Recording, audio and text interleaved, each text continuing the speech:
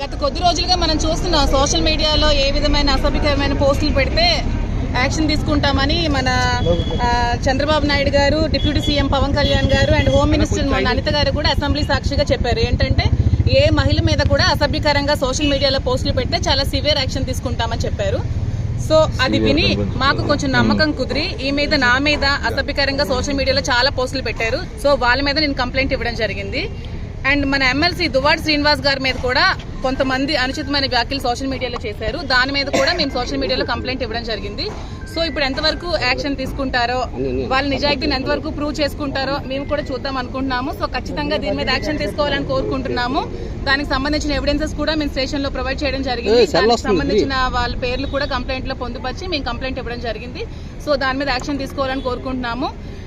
MLC Duvvada Srinivas గారి మీద గత కొద్ది ఎలక్షన్ ఓడిపోయిన తర్వాత 4-5 నెలల నుంచి కూడా తీవ్రమైన థ్రెటనింగ్ కాల్స్ వస్తున్నాయి. చంపేస్తాం, బెదిరించేస్తామని, మీ ఇంటికి వచ్చి మీ ఇంటి మీద పెట్రోల్ పోస్తామని, మీ మీద యాసిడ్ పోస్తామని చాలా దారుణంగా ట్రోల్స్ చేసి, కంప్లైంట్స్ రైజ్ చేసి, సోషల్ మీడియాలో పోస్ట్ చేసి, కాల్స్ చేసి బెదిరిస్తున్నారు. వాటి మీద కూడా మన ఎమ్మెల్సీ గారు ఇదివరకే స్టేషన్ కి వచ్చి కంప్లైంట్ ఇవ్వడం జరిగింది. కానీ దాని మీద ఏ విధమైన యాక్షన్ తీసుకోలేదు.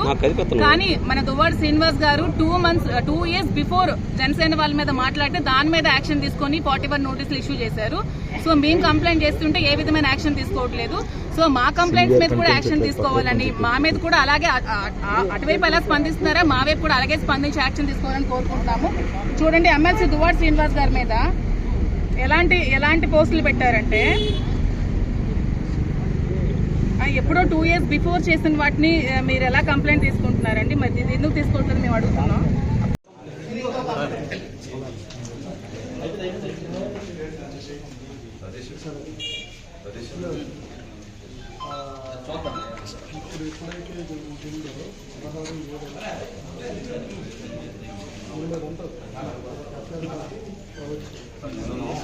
నందగోపాలపురంలో పునాదులు తగ్గి అంటే